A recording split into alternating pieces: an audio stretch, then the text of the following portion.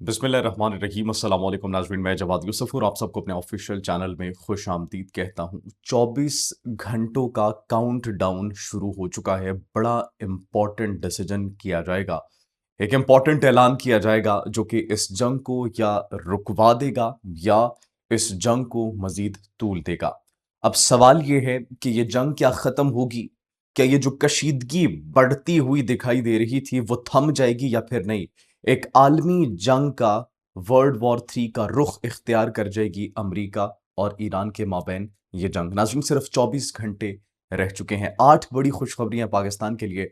पाकिस्तान ने 8 बड़ी कामयाबियां हासिल की हैं, वो आपके साथ शेयर करेंगे। आबनाए हरमज़ जहां पर पूरी दुनिया के लिए खुल चुका है, on the other hand Bharat के जहाजों को अभी भी आबनाए हरमज़ पर से गुजरने की इजाजत नहीं दी जा रही। On the other hand America ने जो रिलीफ दिया था कि रूस से भारत तेल खरीद सकता है, वो रिलीफ की मुद्दत भी खत्म हो चुकी है। आबनाए हरमज़ पर से जहाज गुजरने नहीं दिए जा रहे। एक और बड़ा इंपॉर्टेंट इंकशाफ हुआ है। रॉयटर्स के मुताबिक भारत भी अब ईरान के आगे झुक चुका है, ईरान के साथ चीन के आगे भी झुक चुका है, and they are not having any other option left. Iran और चीन के सामने क्यों झुक चुका है, नाज़रीन वो खबरें भी आपके साथ शेयर करेंगे। ईरान के अंदर जो यूरेनियम मौजूद है, अफजोदा यूरेनियम एक्चुअली, तो उसकी एक डिबेट शुरू हो चुकी है। डोनाल्ड ट्रंप ये कह रहे थे कि ईरान अपना एनरिच्ड यूरेनियम अमेरिका के हवाले करेगा। अब सवाल ये है कि क्या ईरान अपना एनरिच्ड यूरेनियम वाकई अमेरिका के हवाले करने वाला है? वो कहां पर मौजूद है, या ये सिर्फ और सिर्फ टैक्टिक्स हैं, कुछ खबरें और पसे पर्दा इंफॉर्मेशन हासिल करने के लिए डोनाल्ड ट्रंप की? कल ऐसा क्या ऐलान होने वाला है? डोनाल्ड ट्रंप क्या ऐलान करने वाले हैं? ईरान की एनरिच्ड यूरेनियम क्या ईरानी अवाम, ईरानी लीडरशिप अमेरिका को लेकर जाने देगी या फिर नहीं देगी? एक फॉल्स फ्लैग ऑपरेशन किया गया था रेस्क्यू मिशन के नाम पर। जब वो नाकाम हुआ तो उसके बाद अब ये ईरान की यूरेनियम के हवाले से पहली स्टेटमेंट है डोनाल्ड ट्रंप की जानिब से, जो कि ये बता रही है कि ईरान के एनरिच्ड यूरेनियम में अमेरिका कितना इंटरेस्टेड है। वो खबरें आपके साथ शेयर करेंगे। नाज़रीन, सिर्फ ये नहीं बल्कि इसके साथ साथ पासदाराना इनकलाब की जानिब से आबनाए हरमस के हवाले से नई पॉलिसीज का ऐलान किया गया है कि there will new set of rules for all the ships that are passing through strait of Hormuz. वो नई पॉलिसी क्या है, वो नए रूल्स क्या है, वो भी आपके साथ शेयर करेंगे। इसके साथ साथ एक वार्निंग भी जारी की गई है ईरान की जानिब से अमेरिका को कि अगर अमेरिका ने मिस एडवेंचर करने की कोशिश की तो they do not know what we are preparing for. हम किस चीज की तैयारी कर चुके हैं, हमने क्या तैयार किया है, वो अमेरिका नहीं जानता। ईरान ने ऐसी क्या तैयारी की है, ईरान के पास ऐसा कौन सा प्लान बी है जिसकी वजह से अब अमेरिका भी जंग से पीछे हट रहा है, जिसकी वजह से इसराइल भी जंग बंदी का ऐलान कर चुका है। On the other hand Bharat के अंदर नाजरीन माइनॉरिटीज महफूज नहीं है, और एक मरतबा फिर से माइनॉरिटीज को कत्ल किया जाने लग गया है Bharat.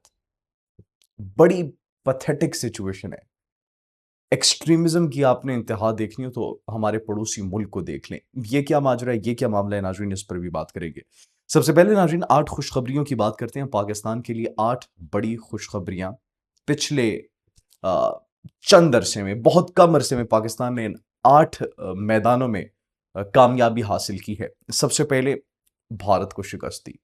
The greatest strategic blunder from India, operation Sindoor, तंदूर बना दिया और उनको वापस पेश कर दिया। इसके बाद अफगानिस्तान के तालिबान को शिकस्त दी। अंदरूनी जितने भी फितने हैं, फितनतुल हिंदुस्तान, फितनतुल खवारिज, बीएलए, टीटीपी, इन सब को नाको चन्ने चबाए जहन्नुम वासिल किया गया। ईरान और अमेरिका के माबैन जंग खत्म करवाई। पूरी दुनिया को एक बहरान से बचाया।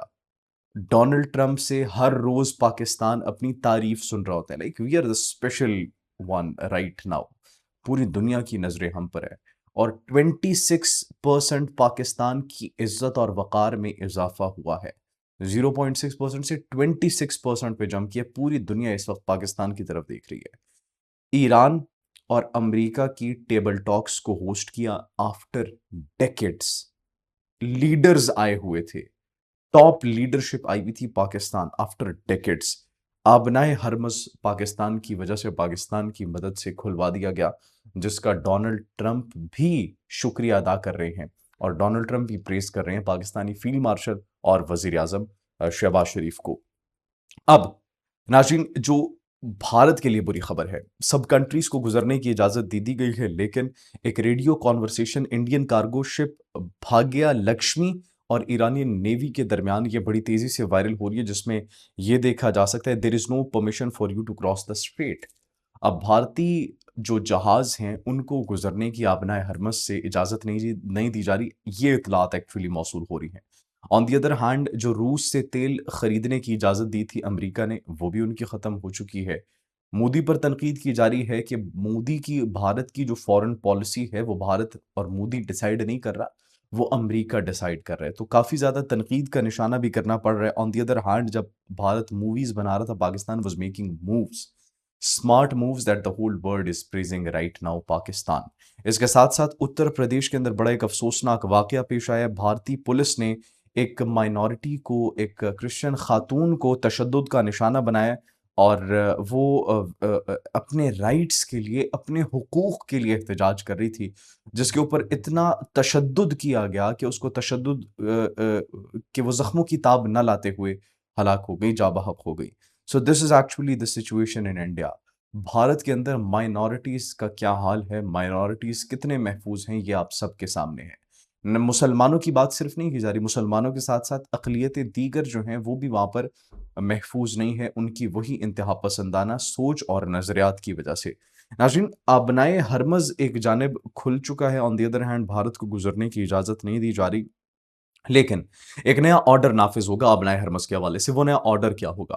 पासदारान इनकलाब ने कहा है कि आबनाए हरमस पर नया ऑर्डर नाफिज होगा और आबनाए हरमस से गुजरने के लिए ईरानी नेवी की इजाज़त लाजमी होगी। जो भी ईरानी नेवी की इजाज़त नहीं लेगा, उस जहाज़ को निशाना बनाया जाएगा और ईरान की जानिब से तय किए गए रास्ते पर ही जहाज़ ट्रैवल करेगा। किसी और रास्ते पर अगर ट्रैवल किया, तो फिर नुकसान का ज़िम्मेदार वो खुद होगा, क्योंकि बारूदी सुरंगें भी बिछाई गई हैं ईरानी नेवी की जानिब से आबनाए हरमस के रास्ते पर। So the only path to cross strait of Hormuz will be the one that is dictated by Iranian navy. सिर्फ ये नहीं नाज़रीन, बल्कि अब यूरेनियम के हवाले से भी खबरें मौसूल हो रही थी। यूरेनियम के हवाले से खबरें मौसूल जो हो रही थी, डोनाल्ड ट्रंप अलग स्टेटमेंट दे रहे हैं, ईरान का इससे मुतालिक अलग इंकशाफ है, अलग स्टांस है। उससे पहले 24 घंटे नाज़रीन, जो हमने आपको बताया कि फैसला कुन 24 घंटे शुरू हो चुके हैं, 24 घंटों बाद एक अहम डिसीजन लिया जाएगा। डोनाल्ड ट्रंप क्या कह रहे हैं? डोनाल्ड ट्रंप ये कह रहे हैं कि ईरान से मुतालिक उनके पास अच्छी खबर है और कोई सरप्राइज़ हो सकता है। सरप्राइज़ किसके लिए हो सकता है? ईरान के लिए हो सकता है, जंगबंदी हो सकती है। तो 24 घंटों बाद हम ये फैसला करेंगे, बड़ा एक इम्पॉर्टेंट डिसीजन सुनाएँगे। अब नाज़रीन, on the other hand, Trump तो कह रहे हैं कि सरप्राइज़ है, ईरान भी कह रहा है सरप्राइज़ है। अगर मिसएडवेंचर करने की कोशिश की गई, जंगबंदी जो हुई है इसकी खिलाफवर्जी करने की कोशिश की गई, तो आबनाए हरमज़ दोबारा बंद कर देंगे और किसी एक एक जहाज को भी गुजरने की वहां से इजाजत नहीं दी जाएगी। आप सोच भी नहीं सकते what will be doing in the future. तो ये नाज़रीन, ईरान की जानिब से एक वार्निंग जारी कर दी गई है। On the other hand, Donald Trump जो ये कह रहे थे कि जो एनरिच्ड यूरेनियम है ईरान से हम वो हासिल करेंगे, अमेरिका लाएंगे, ईरानी हुकूमत के साथ मिलकर उस एनरिच्ड यूरेनियम के ऊपर काम किया जाएगा। इस खबर में कितनी सदाकत मौजूद है? तर्जुमान ईरानी वजारत खारजा की जानिब से तरदीद कर दी गई है। There is no such deal, there is no such statement that has been made by the government officials of Iran. They are living in a fool's paradise actually. Iran से एनरिच्ड यूरेनियम हासिल करेंगे, that is completely, that makes no sense. Iran has said one thing. Iran ये कह रहा है कि जिस तरीके से हमें एनरिच्ड यूरेनियम पूरी दुनिया के दीगर ममालिक को जिस तरीके से इजाज़त है पीसफुल पर्पसेस के लिए इस्तेमाल करने की, will use that, will enrich uranium as per that policy that is for the whole world. हाँ, हम एक श्योरिटी देंगे कि हम एटमी हथियार नहीं बनाएंगे, लेकिन ये जो ट्रांसफर करने की बात की जा रही है अमेरिका के साथ मिलकर, हमें तो अमेरिका पर पहले ही यकीन नहीं। हम क्यों एनरिच्ड यूरेनियम अपना ट्रांसफ़र करेंगे? तो ये तर्जुमान इस्माइल बक़ाई ने अमरीकी दावे को गलत करार देते हुए कहा है कि अफ़ज़ोदा यूरेनियम जो है, ये किसी सूरत कहीं और मुंतक़िल नहीं किया जाएगा। So that was a clear message from Iran. Let's see what happens in the future. 24 घंटे रह चुके हैं और फ़ैसला-कुन वक़्त एक्चुअली शुरू हो चुका है। पाकिस्तान हर महाज़ पर कामयाबी के झंडे गाड़ता चला जा रहा है। तुर्किया के अंदर वज़ीर-ए-आज़म शहबाज़ शरीफ़ की बड़ी मुलाकातें हुई हैं। अहमद अश-शरा से मुलाकात हुई है। रजब तैयब एर्दोगान से मुलाकात हुई है, दीगर सुदूर से भी मुलाकात हुई है और इसके साथ-साथ फ़ील्ड मार्शल की डिप्लोमेसी की तो क्या ही बात है। तो नाज़रीन, अब field marshal general Syed Asim Munir और वज़ीर-ए-आज़म Shehbaz Sharif both are doing a great job, a phenomenal job और मुस्लिम उम्मा के अंदर Pakistan is on a leading position. Let's see what the outcome of this peak diplomacy is. कोई अलायंस बनेगा या फिर नहीं? कमेंट सेक्शन में अपनी कीमती राय से ज़रूर आगाह कीजिएगा। जैसे कोई मज़ीद डेवलपमेंट आती है आपकी खिदमत में फिर हाज़िर होंगे। तब तक के लिए मुझे इजाज़त दीजिए। अल्लाह निगहबान।